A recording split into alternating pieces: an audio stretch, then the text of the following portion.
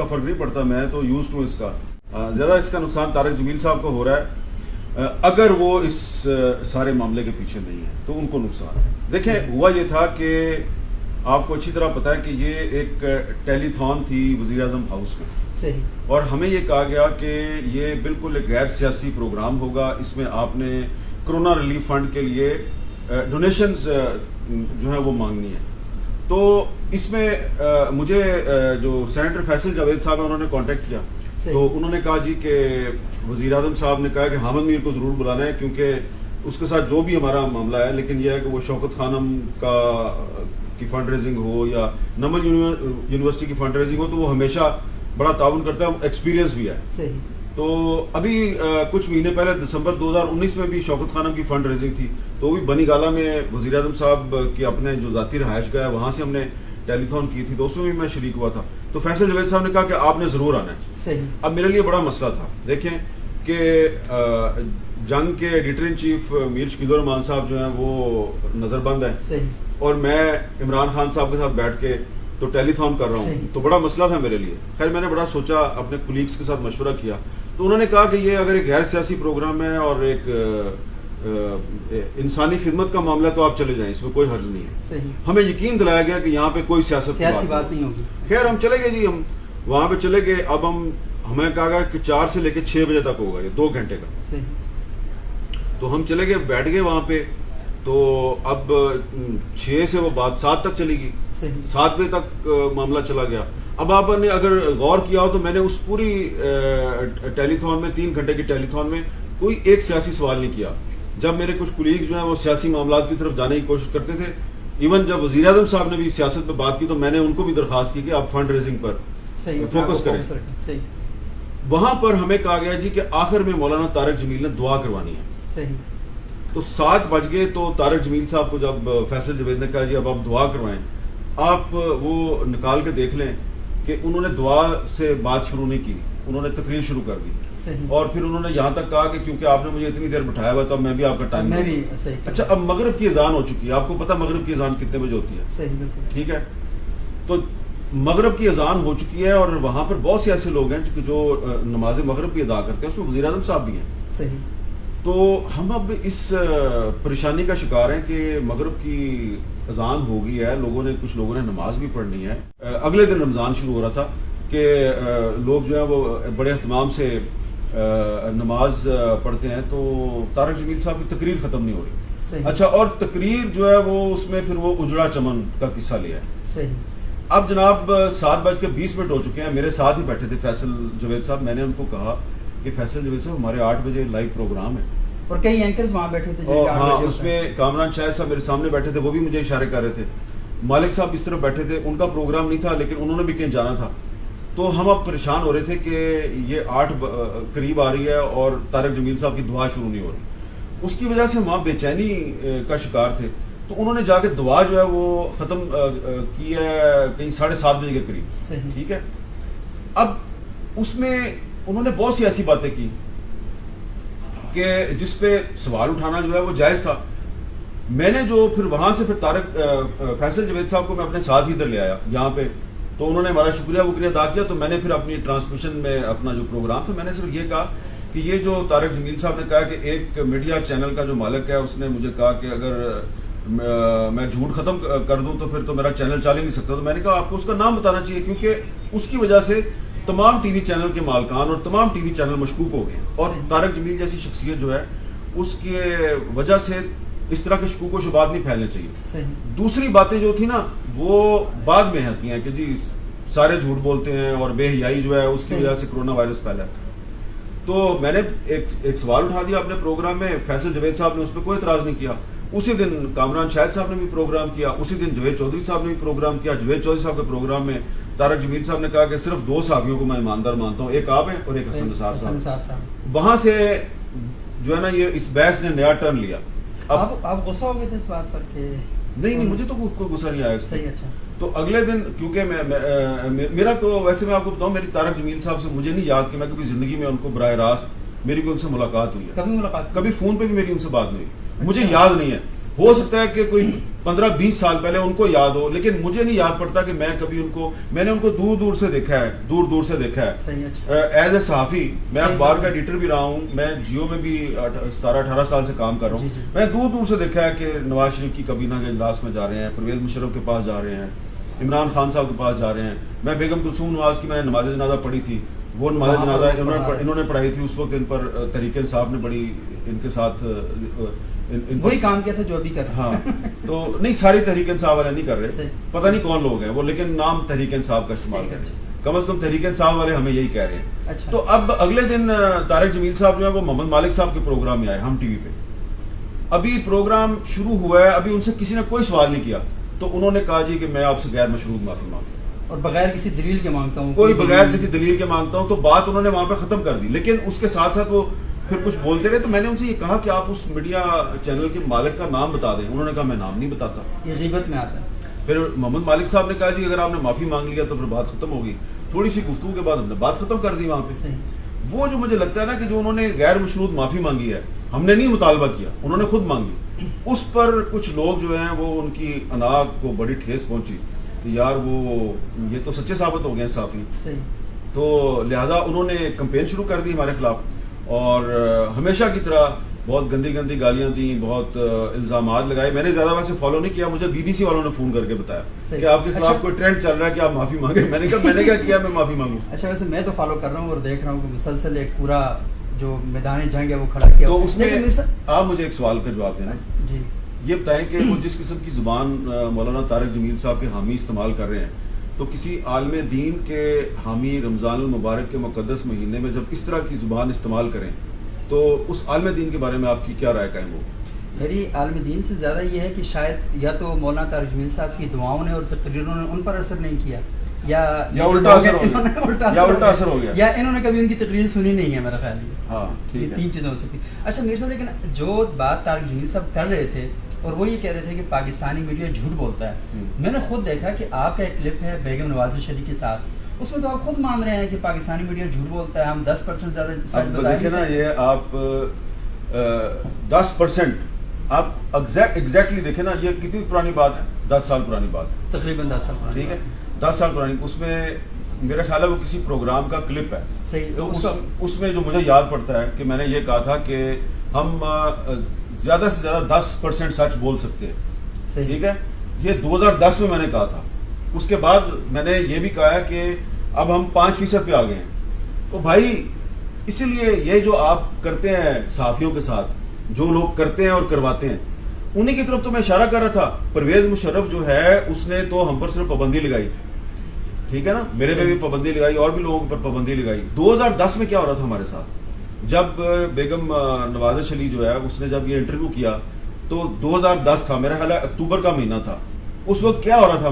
اس وقت الطاف حسین صاحب لندن سے بیٹھ کر اور انہوں نے پاکستان کے تمام ٹی وی چینلز پر اپنا ایک مارشلہ لگایا ہوا تھا، اور حکومت ہماری بالکل مدد کرنے کے لیے تیار نہیں تھی، کیونکہ MQM ہر حکومت کی اتحادی بن جاتی ہے، اور 4 گھنٹے کی ٹرانسمیشن. اور اس زمانے میں یہ ہوا تھا کہ کیونکہ میں نے عمران خان صاحب کو اپنے پروگرام میں بٹھا کر تو الطاف حسین کا ایک کلپ چلایا تھا جس میں انہوں نے ہندوستان میں کہا کہ یہ جو پاکستان بنا ہے یہ غلط بنا ہے.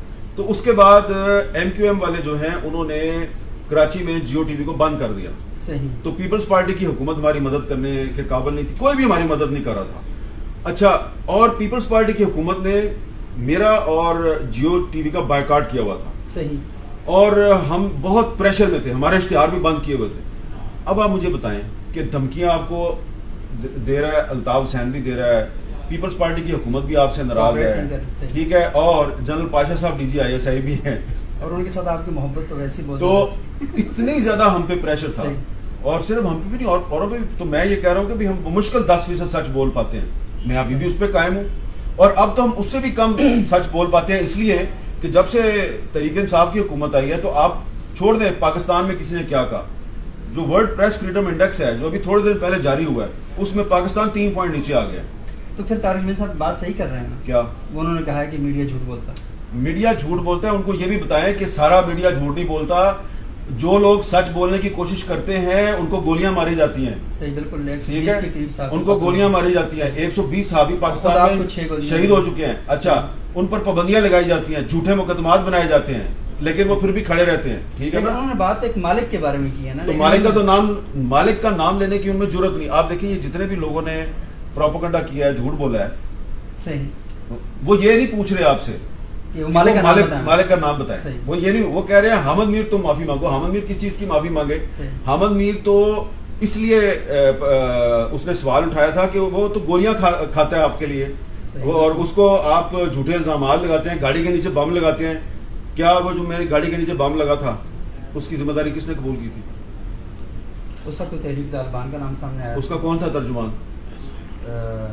احسان اللہ احسان نے بی بی سی کو فون کر کے ذمہ داری قبول کی تھی. صحیح بالکل. مقدمہ درج ہوا, احسان اللہ احسان گرفتار ہوا. کسی نے اس سے پوچھا کہ تم نے یہ جو اعتراف کیا تھا کہ میں نے حامد میر کی گاڑی کے نیچے بم لگایا, تو تم نے کس کے کہنے پہ تم نے یہ اعتراف جرم کیا تھا؟ اور پھر وہ اچانک بھاگ گیا کسٹڈی سے. ٹھیک ہے, وہ بھاگ گیا. اب میڈیا جو ہے وہ بیچارہ بتا نہیں سکتا کہ یہ سارا کیسے ہوا تھا, کیونکہ جب میڈیا کچھ سچ بولنے کی کوشش کرتا ہے آپ گولیاں مار دیتے ہیں, آپ اندر کر دیتے ہیں, آپ الزام لگا دیتے ہیں. تو جب کوئی بول نہ سکے تو آپ کہتے ہیں تم جھوٹے ہو, تم جھوٹے ہو, تم جھوٹ بولتے ہو. تو صرف اتنا سوال کر دیا کہ جی جو باتیں آپ نواز شریف صاحب کے بارے میں کہتے ہیں وہی باتیں آپ عمران خان کے بارے میں کہتے ہیں, تو آپ ہر حکمران کی تعریف کیوں کرتے ہیں؟ تو آپ کو تکلیف ہو گئی ہے. تو میں نے جو بھی بات پہلے کی ہے, پہلے تو میں نے کہا تھا نا 10% میڈیا سچ بولتا ہے, اب تو اس سے بھی کم بولتا ہے, لیکن بول تو رہا ہے نا. لیکن آپ یہ بھی تو دیکھیں کہ بولنے والوں کے ساتھ ہوتا کیا ہے, اصل سوال یہ ہے. صحیح. اچھا میر صاحب, آپ پر جب حملہ ہوا تو اس کی ایک رپورٹ آنی تھی, اس ایک رپورٹ تو ہمارے سامنے آئی تھی, تو آپ کیا مطمئن ہیں کیونکہ ابھی بحث دوبارہ سے شروع ہو گئی ہے؟ کیا یہ جو رپورٹ آئی تھی آپ کے بارے میں؟ بھائی اگر میرے پہ جن لوگوں نے حملہ کیا تھا یا کروایا تھا, تو سپریم کورٹ کے 3 ججوں نے اس کی انکوائری کی, اور میں 3 دفعہ زخمی حالت میں ان کے سامنے پیش ہوا. صحیح بالکل. ہم موجود تھے. جن لوگوں پر الزام تھا وہ تو کمیشن کے سامنے آئے نہیں, اور پھر کمیشن کی رپورٹ بھی پیش نہیں ہوئی. اگر کمیشن کی رپورٹ آ جائے تو ایک مثال بن جاتی کہ یار اگر آئندہ سے آپ نے کسی کو گولیاں ماری تو پھر جو ہے نا وہ آپ کو سزا ملے نہ ملے, لیکن یہ ہے کہ دنیا کو پتہ چل جائے گا کہ یہ آپ نے کام کیا. تو وہ 6 سال کمیشن کی رپورٹ نہیں ہے, لیکن جب آپ سپریم کورٹ میں گئے, آپ نے وہاں جا کے اپنا مقدمہ پورا بیان کیا, تو آپ کے پیٹ کے اوپر پٹی بندی ہوئی تھی. آپ تھے نا وہاں؟ میں ساتھ آپ کے ساتھ کھڑا ہوا. اب دیکھیں نا, یہ اللہ معاف کرے, اللہ تعالیٰ سب کو سلامت رکھے, جب تک آپ کو گولی نہیں نہ لگے گی پیٹ پر, 1 نہیں 3 4, صحیح بات, اور اس پہ ٹانکے نہیں لگیں گے, اور پھر زخمی حالت میں آپ کو سپریم کورٹ میں جا کے بیان نہیں دینا پڑے گا, تو آپ کو سمجھ نہیں آئے گی کہ انسان کن حالات سے گزرتا ہے. میں جب پہلے مجھ پر مجھے بلایا نا سپریم کورٹ کے انکوائری کمیشن نے, تو کراچی میں انہوں نے بلا لیا مجھے. صحیح. اب اس وقت میری حالت یہ تھی کہ میرے یہاں سے ادھر سے لے کے اور ادھر تک ٹانکے تھے, اسٹیل کے ٹانکے لگے ہوئے تھے, اور 2 گولیاں بھی جسم کے اندر تھیں. تو ڈاکٹر نے کہا کہ کوئی ضرورت نہیں آپ کو کمیشن کے سامنے جانے کی, کمیشن کو کہیں کہ آپ کے پاس آ کے آپ کا بیان لے لے, اور ہونا بھی یہی چاہیے تھا. لیکن مجھے افسوس ہے کہ مجھے جو سپریم کورٹ کے جو رجسٹرار آفس سے بتایا گیا کہ اگر آپ نہیں آئیں گے تو یہ کمیشن ختم ہو جائے گا.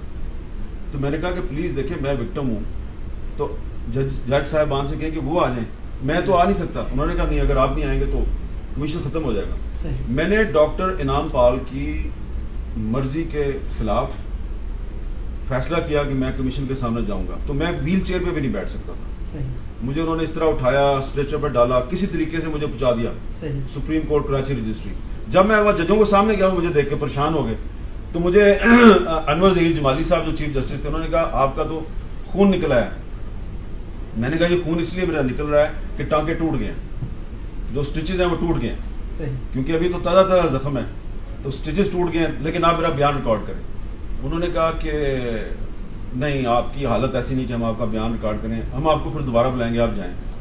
مجھے واپس بھیج دیا, صرف اس کام کے لیے مجھے واپس بھیج دیا, میرا بیان بھی ریکارڈ نہیں کیا.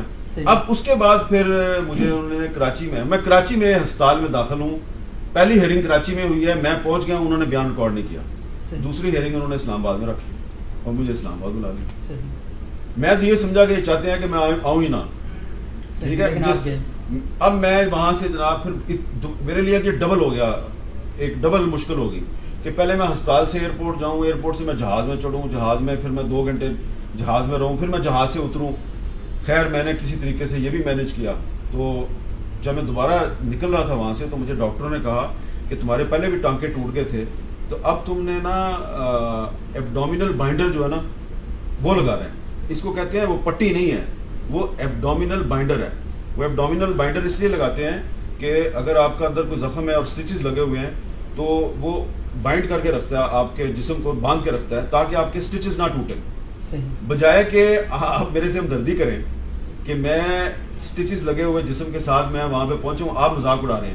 لیکن یہ سارے لوگ ایسے نہیں ہیں سبوک صاحب. مجھے جب میں آغا خان اسپتال سے نکلا تھا تو عوام کی اکثریت جو ہے جو سوشل میڈیا پہ نہیں ہے, انہوں نے میری بڑی سپورٹ کی اور مجھے کہا گیا کہ تم پاکستان سے چلے جاؤ, پاکستان میں تمہارا کوئی مستقبل نہیں. میں نے کہا یہ غریب لوگ جو ہیں یہ میرے ساتھ کھڑے ہیں تو میں پاکستان سے کیوں جاؤں.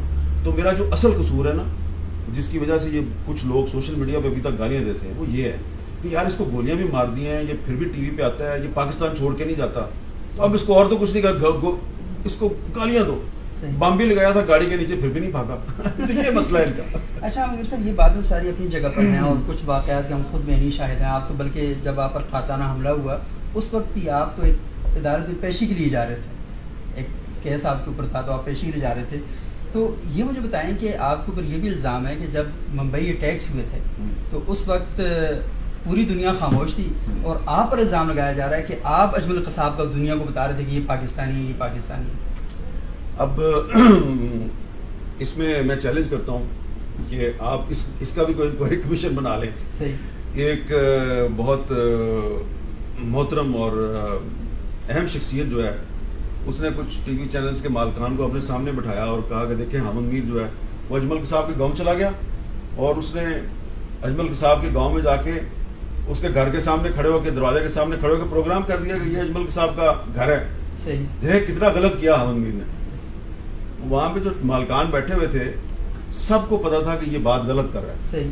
میں کبھی اجمل قصاب کے گاؤں نہیں گیا, کبھی زندگی میں نہیں گیا, لیکن اب وہ شخصیت اتنی طاقتور تھی کہ وہ اب اگر غلط بیانی کر رہی ہے تو کسی ٹی وی چینل کے مالک کی جرت نہیں ہے کہ ہم کہیں گے جی آپ سے غلطی, اس لیے کہ ایک چٹکی بجاتے میں جو کیبل ہے, کیبل پہ چینل بند ہو جاتا ہے. صحیح. اور جب چینل بند ہو جاتا ہے کیبل پہ تو آپ کی ساری محنت غارت چلے گی اور ٹائم فش ہو گیا آپ. تو یہ جو اللہ نے آپ کو طاقت دیا ہے اور اثر و رسوخ دیا ہے, آپ اس کا غلط استعمال کرتے ہیں اور آپ جھوٹ بولتے ہیں کہ حامد میر گیا تھا جی اجمل قصاب کے گاؤں کے سامنے. میں کبھی زندگی میں اس جگہ پہ نہیں گیا. صحیح. لیکن کیونکہ کچھ لوگوں کو بہت سے پرابلمز ہیں کہ یہ ہماری بات نہیں مانتا, ٹھیک ہے, بہت سی باتیں ہیں وہ میں کبھی بتا دوں آپ کو کہ کون کون سی بات وہ منوانا چاہتے ہیں تو آپ پریشان ہو جائیں گے.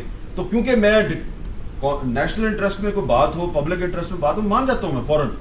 لیکن کوئی مجھے گن پوائنٹ پہ بلیک میل کرنے کی کوشش کرے اور دھمکی دے گا اور میرے گھر کی جو خواتین ہیں ان کی جعلی تصاویر بنا کے سوشل میڈیا پہ لے کے آئے گا اور کہے گا کہ طارق جمیل سے تم معافی مانگو ورنہ ہم تمہارے یہ جو تصویریں ہیں اور تصویریں بھی غلط ہیں اس میں تو یہ ہم سوشل میڈیا پہ پھیلائیں گے, ننگی تصویریں.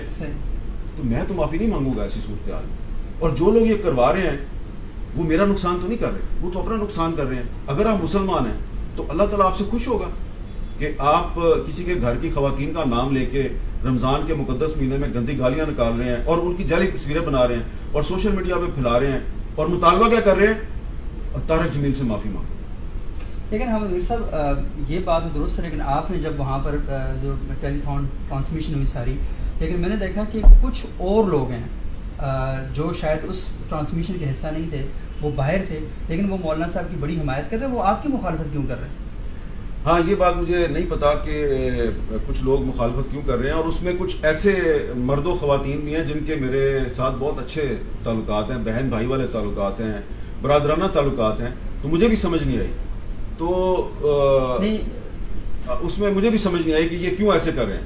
پھر بندہ جو ہے وہ سوچتا ہے یار کہ اگر آپ کئی سال سے آپ اپنی ٹائم سلاٹ میں آپ کا پروگرام نمبر 1 ہو تو پھر جیلسی تو ہو جاتی ہے نا, حسد بھی ہو جاتی ہے. پھر اس میں یہ ہے کہ یار ایک طرف میر شکیل الرحمان جو ہے اس کو جیل میں بند کیا ہوا, دوسری طرف حامد میر کو وزیر اعظم اپنے ساتھ بٹھا رہا ہے, صحیح. اور وہ چلا بھی گیا ہے تو یہ بھی تکلیف ہے. اب یہ تکلیف آپ نے دیکھا نا ARY پہ کچھ بارش صاحبان جو ہیں وہ کہا گیا یہ علماء نے مطالبہ کیا کہ حامد میر معافی مانگے طارق جمیل سے. وہ علماء اتنے نامور تھے کہ کوئی بندہ ان کو نہیں جانتا. اچھا اب اس میں سبو صاحب ایک اور معاملہ یہ بات میں آج کرنا چاہتا ہوں, یہ میں نے پہلے کبھی نہیں کی. صحیح. کچھ جو ٹی وی اینکرز اور نام نہاد صحافی ہیں نا ان کو ماضی قریب میں میرے ساتھ ایک بہت بڑا مسئلہ پیدا ہو گیا. کیا؟ وہ یہ مسئلہ پیدا ہو گیا کہ پچھلے سال اقتدار کے ایوانوں میں ایک بحث شروع کروائی گئی کہ پاکستان کو چاہیے کہ اسرائیل کو تسلیم کر لیں. صحیح, بالکل یاد ہے آپ کو؟ بالکل. میں نے اس پہ کالم بھی لکھے تھے. بالکل پڑھنا. اب اس میں کچھ بیک گراؤنڈ بریفنگز بھی ہوئیں, کچھ بیک گراؤنڈ میں کہا گیا جی کہ چلیں تسلیم نہ کریں لیکن اس پر ڈبیٹ کا آغاز تو کریں. میرا اس پہ موقف یہ تھا کہ جب تک مسئلہ کشمیر حل نہیں ہوتا اور جب تک اسرائیل کی طرف سے جو 2 اسٹیٹ سولوشن ہے اس پر امپلیمنٹیشن نہیں ہوتی تو پاکستان کو کسی کو خوش کرنے کے لیے شاہ سے زیادہ شاہ کا وفادار نہیں بننا چاہیے. سمجھ گئے نا آپ؟ بالکل. شاہ سے زیادہ شاہ کا وفادار نہیں بننا چاہیے. صحیح. ایک شاہ ہے بالکل, ہاں, اس کا وہ چاہتا ہے کہ پاکستان اسرائیل کو تسلیم کر لے تو پھر اس کے لیے بھی آسان ہو جائے گا. صحیح. یہ میرا مسئلہ تھا. میں نے اس پر کہا جی کہ قائد اعظم محمد علی جناح کے کچھ فرمودات ہیں. 23 مارچ 1940 کی جو قرارداد ہے اس میں بھی کہا گیا کہ پاکستان کبھی عربوں کو تنہا نہیں چھوڑے گا. صحیح. تو یہ ہمارا جو اگر کوئی نظریہ پاکستان واقعی ہے تو یہ اس کی خلاف ورزی ہو جائے گی. صحیح. پھر ایک ملاقات کا اہتمام ہوا وزیر اعظم عمران خان سے. صحیح. اب اس ملاقات میں کوئی 20-25 لوگ تھے. وہاں پر یہ بحث شروع کروا دی گئی. آپ تھے؟ میں بھی تھا. اچھا. ٹھیک ہے.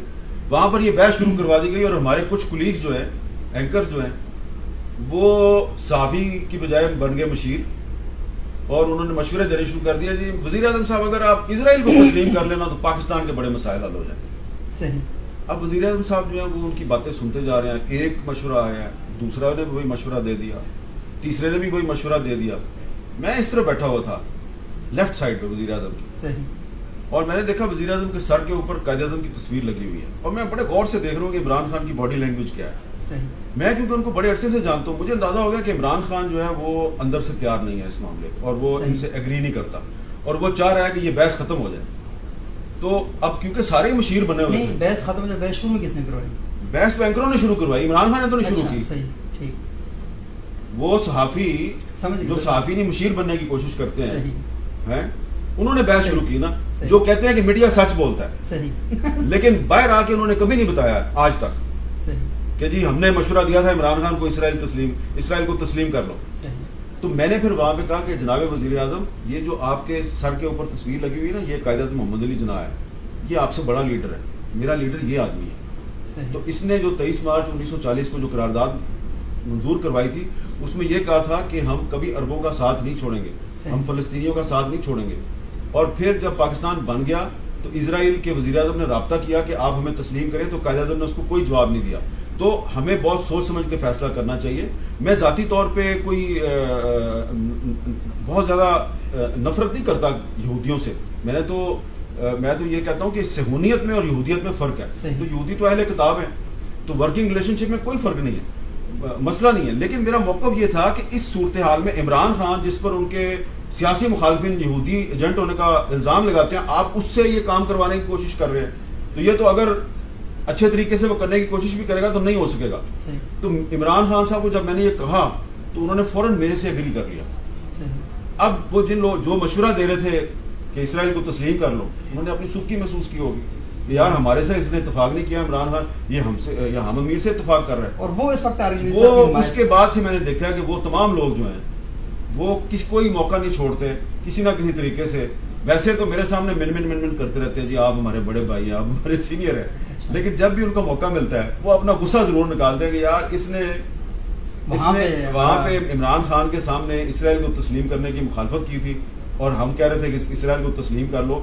اچھا وہ معاملہ وہیں پہ ختم ہو گیا. اچھا میں نے کالم میں لکھا, میں نے کہا جو لوگ اسرائیل کو تسلیم کرنے کا مشورہ دے رہے تھے میں ان کی نیت پہ شک نہیں کرتا, لیکن پاکستان کا معاملہ مختلف ہے. پاکستان دوسرے عرب ممالک کی طرح نہیں ہے جنہوں نے اسرائیل کو تسلیم کیا ہوا ہے. پاکستان کے ساتھ مسئلہ کشمیر ہے. تو اگر آپ اسرائیل کو تسلیم کر لیں گے تو فلسطین پہ جو فلسطین پہ جو یونائٹڈ نیشنز کی قراردادیں ہیں وہ کمپرومائز ہوتی ہیں, اس کا نقصان کشمیر کے مسئلے کو پڑے گا. میرا یہ موقف ہے. لیکن وہ میرے جو اینکر بھائی ہیں اور بہنیں بھی ہیں 2-3, ان کو سمجھ نہیں آ رہی. اور وہ انہوں نے جب طارق جمیل والا ایشو شروع ہوا تو انہوں نے کہا محبت میں انہوں نے کہا پہ جاؤ احمد میر. اچھا میرے صاحب آخری سوال یہ کہ عموماً آپ کے حوالے سے مذہبی ایشوز پر بہت زیادہ ایکٹیویٹی ہمیں دکھائی دیتی ہے. آپ نے ایک دفعہ کالم لکھا جو جمعیت علماء ہند کے سربراہ تھے مولانا حسین مدنی صاحب, ان کے بارے میں لکھا. آپ کے خلاف ایک مظاہرہ ہوا, پھر آپ کے خلاف توہین رسالت کے حوالے سے بھی اسلام آباد ہائی کورٹ میں کیس بن گیا.